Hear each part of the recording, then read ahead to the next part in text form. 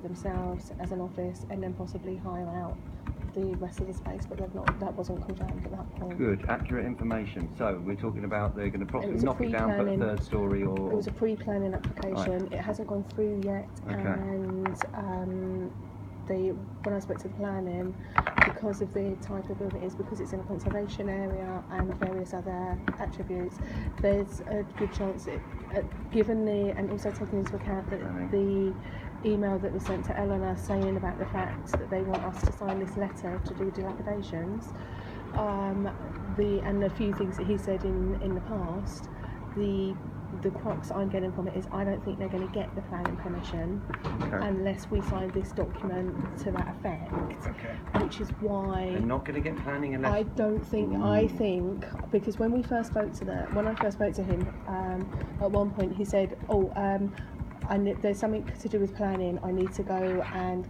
look into further. That was the first bit. Then I had a conversation with planning. They gave me information they shouldn't have given me because they're never supposed to discuss pre-planning applications. And this guy was very informative and gave me quite a bit of info about it. And because of the reasons I was saying a minute ago, that plus him saying he had to go and look into something further, them now sending that letter saying because of all the dilapidations, etc., we're not prepared to go on. That all says to me that they're not going to get approval to get unless they get dilapidated. And that's what my thoughts are. Which is helping get the meeting. To get planning permission, is that from the council? Yes. There's a guy that comes in who's a regular who said somebody relative works in the council has found out that they applied for this on Saturday for the planning permission. Sorry, what was this? What on Saturday? Saturday. This is what he told me on Saturday. I'll chase them up. But they said here. No. Wait, it's a regular who comes in. He's found out that they wanted to turn it to flats, but they said no because there wouldn't be enough parking. There's not enough parking for them to have flats. That's awful to see. All right. Okay. So basically, so maybe they put a subsequent in further to the. How does he know that he knows someone in planning? Guys, because he's a regular, and some you recognise him when he comes in. He's always but he's very nice guy. But he came as like, can I have a word? And he just told me that and he pissed and stumbled in the club. Brilliant. Like, thank you, and that was it. So there's a couple of points come up there, and we've got to speed into the other bits. But you need a whole planning department type working group. You need 1, 2 people, 3 people. But basically, you need to work out throwing as many fucking spanners in the works for the planning for him, or letting him know slightly subtly by the side that, there's 10,000 people signed up to a petition saying they will also object to your planning for this place. So it can get very uncomfortable here on planning. If he wants to put a third story on in a cultural thing, in a blah, and get people on that. We need the petition ready for Monday. And the other one... Yeah, we are. The time-out thing. Hey, Tommy, how you doing? Tommy's got all the social media videos. There's our Snapchat mustache. Very nice to meet you. Sammy. Cool. We need the Snapchat generation, bro. So my raid mates are telling me it's the next wave thing. So let's get it out. And so we just say Passing Clouds meet, see how we can get organised. I've done about 25 years of saving. So I think that really the thing that's going to stop the planning the best will be the petition. Out of everything that we've got, so me and Goodwin spoke about already. We can go through. By Monday, so it can come. It has to go into the timeout thing. Because we need to go into the meeting on Tuesday and say, look, the petition started, timeout behind it, and this week we're about to pop up in the main. Well, we're going to have a nice press release and a bad press release. We're going to have the Kickstarter. We're going to have a petition, and we're going to landlord. Which one do you want? Yeah. And me and Goodwin spoke about that earlier. So we're on that. Going to say that straight away. You're going to go and wait and see what he has to say. Well, I'm going to follow Eleanor's lead really, but we're going to have that as backup. See what they say first, and then go. Well, this is what do you think? I mean, it's Eleanor, Lizzie, and you guys decide the tactics to go in there, but you've got to go in with a range of tactics, starting off from nice, friendly, let's work this out and sort it out and save the venue, and you can look good. To we're going to move into the on-street pub.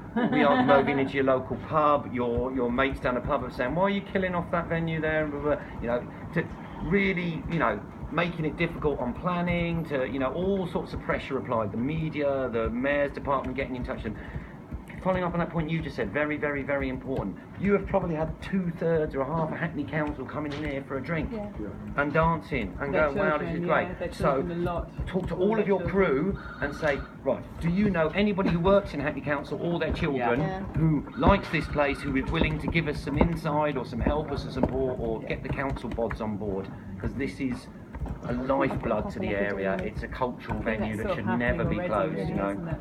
10 more years, yeah? 10 more years. 10 more years. No, 10 more years. for life. Parson Counts forever. Forever. Forever. We're going to buy the building. And he's going to sell it, or he's going to give it us. You charge go, Morris. I think the fact that they actually want to change the use of the building and change the building itself is they're going to come a cropper on that, because like I told you, I used to walk past here when I was a kid. This building is part of, before it became Parsons House, it is part of our part of the community, part of Hackney, part of the, is our local paper. It's all tied in, and for him to get that planning permission with all the objections from the local community is going to be impossible. That's brilliant. Impossible. And then what he's Impossible. going to try and do is he's trying to try and get us out. Leave the building dilapidated for a few years. That's what they usually do, and then put it back in. Push the council to get permission. All right. But we have to put this in to what we say, that we realise that they could do this, but that this building is in use as a community space all this time. It shouldn't be turned into offices. What are you going to give us instead? The community. The other good point, and on from there, like what you were saying, and there was something that came up in the conversation we were having the other night. You need to find him an alternative building, or I've heard that the mayor's department are going to have a quiet word with him before the meeting, and basically there are 7,000 three-storey offices all over the city of London, all over here. Find him another building. Say, look, why are you taking away our amazing cultural arts music venue when you can move into this better 3-storey? You can have 4 stories. That's why we need the councillors inside, just down the road, and you get onto the think property service of the council. We need someone in the council to tell us what buildings could be developed on for what he wants to do. If we've got any contacts in the council, they can give us some insight, and then he could use that. I'll speak to the guy that I know, the guy that I'm speaking to in Where they're going to park. Okay. 3-storey building. Okay. Guys, I've got about half an hour left. I'm going to steam through some of the rest of this, but it's up to. I'll come back and help you once or twice a week, whatever it is, but or whatever you're up for. But basically, you need to come out of this meeting with the next 7 steps and what each of you is going to take on to do in a smaller or larger way, and really just keep pushing on those points, and it will build up, and you can save this space, but you've got to move fast. You've got to get on it like a military operation and push for it. So, key decision makers. Who are the key decision makers for the property company? Gary Simpson, but who else? Who are the other directors? Who's anyone else? You were only focusing on him. Yeah, no, I know. His wife runs the show, which happens in a lot of No, there's another director. Council decision makers. If we chat to G, we can get contact for the head of Hackney I mean, Regeneration. to be honest, actually, just constant phone calls going, can I have a meeting? Can I have a meeting? Can I have a meeting? After a while, just makes makes you go like, oh, fuck it, get rid of the building. Totally. Okay, steaming on. We've got study successful campaigns. So everything from civil rights and the suffragettes to. We squatted a library in Barnet, Free and Barnet Library. I'm going to go into the long story now, but there was already 20,000 petition signature from the locals. There was already a local campaign group that we went and linked up with. They'd already occupied it for 24 hours. We went in and occupied longer. We delayed it through the court case. We've got a massive amount of media on it. Everyone's a lovely library. They close in 650 libraries. We bombarded the council and the media. They got battered. And then we adjourned the court case twice, which hopefully you'll never go into the court scenario, but you could delay this and you could adjourn it and you could appeal it and make that last 3, 6, 9 months. You've probably got pretty good cards to do that, but hopefully we're never going anywhere near the court thing. But Learn from the Library was another one. Stoke-on-Trent Town Hall, we helped to save, did them a workshop and this, that and the other. It was them doing it, they occupied it. Stoke-on-Trent Town Hall, but eventually the way their winning recipe, and it was looking pretty dire, they weren't going to save it. There was a property developer bought it for £1 million, going to redevelop it into flats, but it had all these World War I memorials in it. It was all these old grandmas and granddads saying they're not going to fucking turn our war memorial into luxury flats and all that, and we'll give it back to them. But because they campaigned, because they got it in the media, the philanthropist's grandson, the guy who originally paid in Stoke-on-Trent for this town hall, his grandson went, I'll stump up £1 million or whatever it is so you can save it, and now they've saved it and running it, turned it to a community centre. Study other successful campaigns. You mentioned one this morning, there's another music venue, the Bussy building. Yeah. Talk to the Bussy crew, say, right, you won your campaign, what was the tipping point, media, blah, blah, blah, how you did it. Okay. Build strategy. Because of that one, because the developers were going to develop a building next door, and then after all of that, they said, oh, sorry, no, we didn't realise, and they just backed off. Yep. So, study those successful campaigns. Build strategy and a variety of tactics, from small scale to big scale to nice tactics to not so nice tactics to the more extreme tactics when he goes to that not negotiating enough or being moody. Network chess, networking and campaigning. So you can do all your your leaflets and your social media and stuff to events, but you can do things also like demonstrations outside here, in the street, down at Hackney Council, even going to the developer's place at the later stages. You don't want to piss them off too early. No. You want to grade it up, ramp up the pressure. The public will and the community will with the kind of media first, because you hit that at the moment we would only get like a contingency plan, but we need to have a plan of contingency. Yeah. Well, it's not that. It's that you can only do demonstrations once you've got a certain level of media coverage, because you need that level of like build the pressure cooker, and it looks better than 20 people outside St Party Gallery. You've got like 400 of them in the street with a carnival float going save our London venues, and it's getting covered by Channel 4 or whatever. Demos, events, street parties, and then later direct action if you have to go to that stage. There's a book you might want to look up. It's called Gene Sharp. It's the kind of Bible for Gene Sharp. It's a handbook for non-violent revolution, but basically it gives you 1900 ideas of how to bring down a dictator or change things.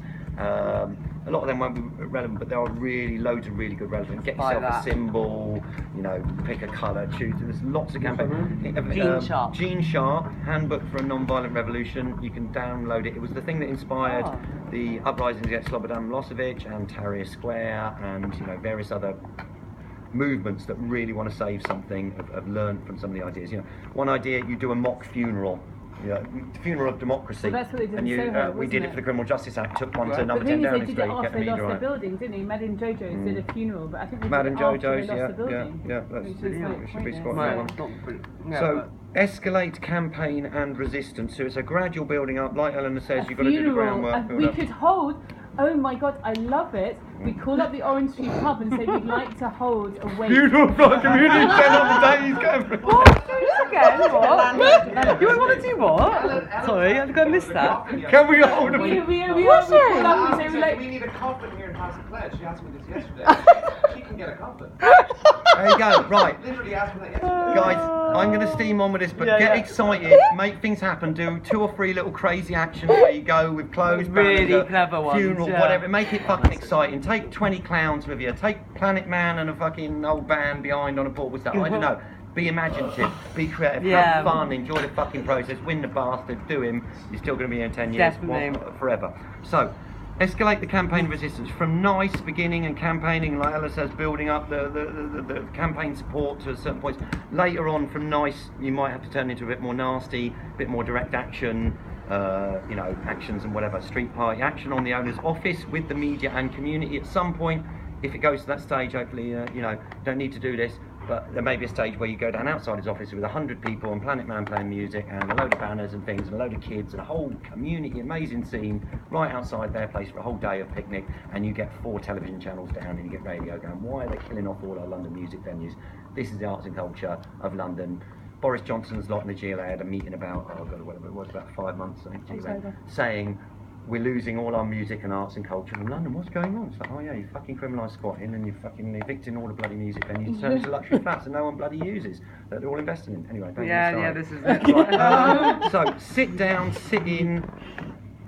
Sit down, sitting in the office. If you want to go really naughty, you can get in the front door with someone in a suit and half 30 people and do a sit-in protest. And some people might get arrested, but you don't have to. But anyway, Carnival, that's the naughty end of the scale. I'm not saying go to that just yet, Sit down, sit in, Carnival, get on the roof. Very naughty tactics. Increase the pressure on many fronts. Make it uncomfortable for them. Embarrass and shame. Turn it into a PR disaster for him. To turn him into tell him and turn him. And this is, you've got the spectrum from nice to not so nice.